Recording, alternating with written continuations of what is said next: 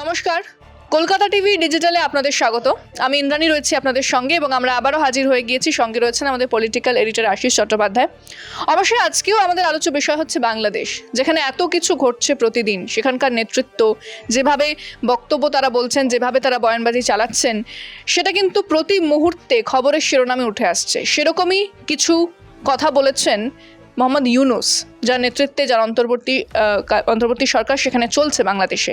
তিনি বলেছেন যে একটা ইঙ্গিত দিয়েছেন যে বাংলাদেশের সরকারে তিনি দীর্ঘদিন থাকতে চান। কিভাবে নাকি অনেক জায়গায় সেই সংস্কার আনতে চান। কোথায়? প্রশাসনিক ক্ষেত্রে, অর্থনৈতিক ক্ষেত্রে, এই বিভিন্ন ক্ষেত্রে তিনি সংস্কার আনতে চান, যার জন্য অনেকটা সময় লাগবে। একটা সাক্ষাৎকারে তিনি এই বক্তব্য করেছেন। আরও কি বলেছেন এবং তার এই সাক্ষাৎকারের পর কি ব্যাখ্যা উঠে আসছে, আমি আশিসদের কাছে জেনে নেব। দেখো, উদ্বেগজনক খবর ঢাকা থেকে আসছে। আমরা অনেকেই আশা করেছিলাম যে বাংলাদেশে দ্রুতই নির্বাচন হবে এবং সেই নির্বাচনের মধ্য দিয়ে নির্বাচিত সরকার বাংলাদেশে ক্ষমতায় আসবে। আমাদের মনে পড়বে যে বিশেষ করে চলতি বছরের জুলাই আগস্ট এই দুটো মাস ধরে বাংলাদেশে ব্যাপক দাঙ্গা হাঙ্গামা হিংসার ঘটনা ঘটে এবং তার পরিপ্রেক্ষিতে একটা সময়ে সেখানকার প্রধানমন্ত্রী শেখ হাসিনার বাড়ির দিকে বিপুল জনতা ধেয়ে যায়, বড়সড় হিংসার পরিস্থিতি তৈরি হয়। তখন খুব অল্প সময়ের মধ্যে 25-30-40 মিনিটের মধ্যে শেখ হাসিনা দেশত্যাগ করেন। তিনি ভারতে আশ্রয় নেন 5 আগস্ট 2024। এরপরে সেই সময়টায় মোহাম্মদ ইউনূস দেশের বাইরে ছিলেন, পরে তিনি দেশে ফেরেন এবং সেই সময়তে মোহাম্মদ ইউনূসের নেতৃত্বে একটি অন্তর্বর্তীকালীন প্রশাসন তৈরি হয়। আমি এটাকে সরকার বলতে রাজি হব না, এই কারণে যে এরা সবাই উপদেষ্টা মণ্ডলীর সদস্য। কার উপদেষ্টা? কাকে তারা উপদেশ দেন? বাংলাদেশের রাষ্ট্রপতিকে উপদেশ দেন। সুতরাং রাষ্ট্রপতিকে উপদেশ দেওয়ার জন্য একটি উপদেষ্টা মণ্ডলী, যেটাই অনেক সময় চলতি কথায় সরকার বলে চিহ্নিত করা হয়, সেটা কিন্তু আসলে সরকার নয়, সেটা হচ্ছে একটা অ্যাডভাইসারি বডি বা উপদেষ্টা মণ্ডলী। তারই মুখ্য উপদেষ্টা মোহাম্মদ ইউনূস। মোহাম্মদ ইউনূস ক্ষমতায় বসার বা এই ধরনের উপদেষ্টা মণ্ডলীর নেতৃত্বে আসার পরে এই রকম কথাবার্তা হয়েছিল যে খুব তাড়াতাড়ি বাংলাদেশে নির্বাচন করা হবে, নির্বাচিত সরকার ক্ষমতায় আসবে এবং নির্বাচিত সরকার যা করার তা করবে। এবং সেই নির্বাচন খুব বেশি দূরে নয় এমনটা ধরে নিয়ে আওয়ামী লীগকে খর্ব করার জন্য একটার পর একটা নানা পদক্ষেপও নেওয়া হচ্ছিল। আমাদের মনে হচ্ছিল যে আওয়ামী লীগকে নির্বাচনী জায়গা থেকে সরিয়ে দেবার জন্য তাদের বিরুদ্ধে শত শত মামলা এবং ছাত্র লীগের মতো সবথেকে পুরনো ছাত্র সংগঠনকে নিষিদ্ধ করা ইত্যাদি একটার পর একটা পদক্ষেপ নেওয়া হচ্ছে, যাতে আওয়ামী লীগ বাদ গেলে জামায়াতে ইসলামী, বিএনপি ইত্যাদি দল তারা নির্বাচনে প্রতিদ্বন্দ্বিতা করবে। হতে পারে মোহাম্মদ ইউনূসও কোনো দল গড়লেন বা কোনো দলে যোগ দিলেন এবং সেই নির্বাচনের মধ্যে দিয়ে একটি সরকার আসবে। সেটি আওয়ামী লীগের বিরুদ্ধে হতে পারে, কিন্তু সেটি নির্বাচিত সরকার। কিন্তু যত দিন যাচ্ছে তত কিন্তু সেই সম্ভাবনা বিলীন হয়ে যাচ্ছে।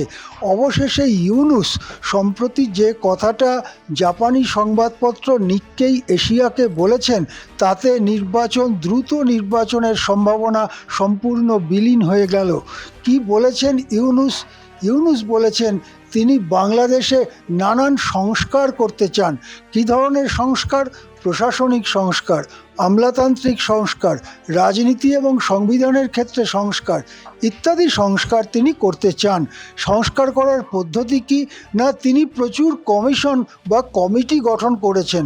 সেই কমিটি এবং কমিশনগুলি ইউনূসের কাছে রিপোর্ট জমা দেবে। সেই রিপোর্ট তারপরে ইউনূসের উপদেষ্টা মণ্ডলী খতিয়ে দেখবে, দেখিয়ে সেই সব সংস্কারের কাছে হাত দেওয়া হবে। হাত দেওয়ার পরে সেই সব সংস্কার সম্পূর্ণ হবে, তারপরে সংবিধান বদল করে তবে নির্বাচন হবে। এবং ইউনূস স্পষ্টই বলেছেন যে এসব কাজে অনেক সময় লাগবে, ততদিন পর্যন্ত ইউনূসই ক্ষমতায় থাকবেন, এই রকম কথা তিনি স্পষ্টই জাপানি সংবাদপত্র নিক্কেই এশিয়াকে বলেছেন, যেটা সে ওই জাপানি সংবাদপত্রের আজকের সংখ্যায় সেটা প্রকাশিত হয়েছে। এই কথাটা কিন্তু ভারতীয় উপমহাদেশ তথা দক্ষিণ এশিয়ার জন্য গভীর উদ্বেগজনক এই কারণে যে বাংলাদেশে দীর্ঘদিন একটা নির্বাচিত সরকার চলছিল, শেখ হাসিনার সরকার। শেখ হাসিনা দেশত্যাগ করেছেন, তিনি পদত্যাগ করেননি, কিন্তু দেশত্যাগ করে ক্ষমতাচ্যুত হয়েছেন। তারপরে একটা নির্বাচিত সরকার এলে তাদেরকে নানা বিধি নিষেধ, সাংবিধানিক যে নির্দেশ সেগুলো মেনে চলতে হয়, এবং সেক্ষেত্রে পাশাপাশি অন্য দেশগুলোর সঙ্গে তাদের সম্পর্ক ইত্যাদি নানান চুক্তি তার মধ্য দিয়ে নিয়ন্ত্রিত হয়। কিন্তু যদি নির্বাচন না করেই ইউনূস বছরের পর বছর ক্ষমতায় থাকেন, তাহলে কার জোরে তিনি ক্ষমতায় থাকবেন?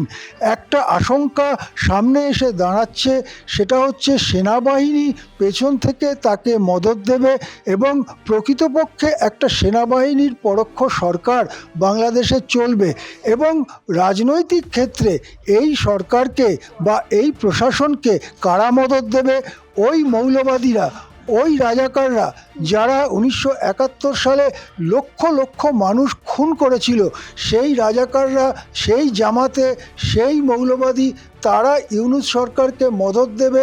সেখানে সংখ্যালঘুদের নিশ্চিহ্ন করবার জন্য যে অভিযান চলছে, সেই অভিযান চলতে থাকবে, এবং ইউনূস নির্বাচন ছাড়াই অবৈধভাবে ক্ষমতা দখল করে রাখবেন। এই রকমই একটা ছবি, আশঙ্কার ছবি আমাদের সামনে আসছে। এখন এর কি কি ফল ফলতে পারে? এক নম্বর কথা হচ্ছে, বাংলাদেশের সংবিধানের যে কিছুটা ধর্মনিরপেক্ষ চরিত্র ছিল, সেই চরিত্র খর্ব করা হবে। হয়তো বাংলাদেশকে একটি মুসলিম রাষ্ট্র হিসেবে ঘোষণা করে সেখানে মৌলবাদী, জামাতি, তাদেরকেই সামনে নিয়ে আসা হবে, পেছনে থাকবে সেনাবাহিনীর শক্তি, এবং সেক্ষেত্রে সংখ্যালঘুদের ওপরে যে তীব্র আক্রমণ চলছে, সেই আক্রমণ চলতেই থাকবে, এবং সেক্ষেত্রে সংখ্যালঘুদের একটা অংশ প্রাণের দায়ে, প্রাণ বাঁচাতে আশেপাশের দেশগুলোতে চলে যাওয়ার চেষ্টাও করবে। অর্থাৎ এক অতি অশান্ত বাংলাদেশের অদূর ভবিষ্যতের ছবি আমাদের চোখের সামনে আসছে। এবং ঘটনাচক্রে দুটো দেশ হলেও আমরা পশ্চিমবঙ্গের মানুষেরা হচ্ছে বাংলাদেশের একেবারে লাগোয়া, সীমান্ত লাগোয়া। পশ্চিমবঙ্গ ছাড়াও অন্য কয়েকটি রাজ্যের সঙ্গেও বাংলাদেশের দীর্ঘ সীমান্ত রয়েছে। এই সব এলাকাগুলোতে সাম্প্রদায়িক উত্তেজনা বাড়াবার জন্য যে চেষ্টা ইতিমধ্যেই করা হচ্ছে, বিশেষ করে পশ্চিমবঙ্গে বিজেপির তরফে যে চেষ্টা করা হচ্ছে, নির্বাচিত সরকার না থাকলে সেই চেষ্টা আরও শক্তিশালী হতে পারে, আরও বেগবান হতে পারে, এবং সেক্ষেত্রে বাংলাদেশের ঘটনার অভিঘাত পশ্চিমবঙ্গ সহ নানান জায়গায় পড়তে পারে। এই সব উদ্বেগজনক খবর কিন্তু আমাদের সামনে আসছে। এক কথায় বলা যায়, নির্বাচন এড়িয়ে সংস্কারের নামে অবৈধভাবে ইউনূস বাংলাদেশের ক্ষমতা কবজা করে রাখতে চান, এবং এই ধরনের কথা গভীর আশঙ্কার সৃষ্টি করছে পার্শ্ববর্তী সমস্ত জায়গাতে। এবং যে যে সংস্কারের কথা ইউনূস বলেছেন, সেক্ষেত্রে তিনি বলছেন যে সময় লাগবে। এই যে অবৈধভাবে ক্ষমতা সে ধরে রাখতে চাইছে, এবং যেখানে নির্বাচন হবে না, কতটা অরাজকতা সৃষ্টি হতে পারে সেটা গোটা বিশ্বই কিন্তু সেদিকে নজর রেখে চলেছে। বাংলাদেশের পরিস্থিতির দিকে আমাদেরও নজর থাকবে। পরবর্তী আপডেট আপনাদের অবশ্যই জানাবো। তবে আজকে আলোচনা এখানেই শেষ করছি। দেখতে থাকুন কলকাতা টিভি এবং কলকাতা টিভি ডিজিটাল, রাত 3, 7 দিন। KTV Shorts।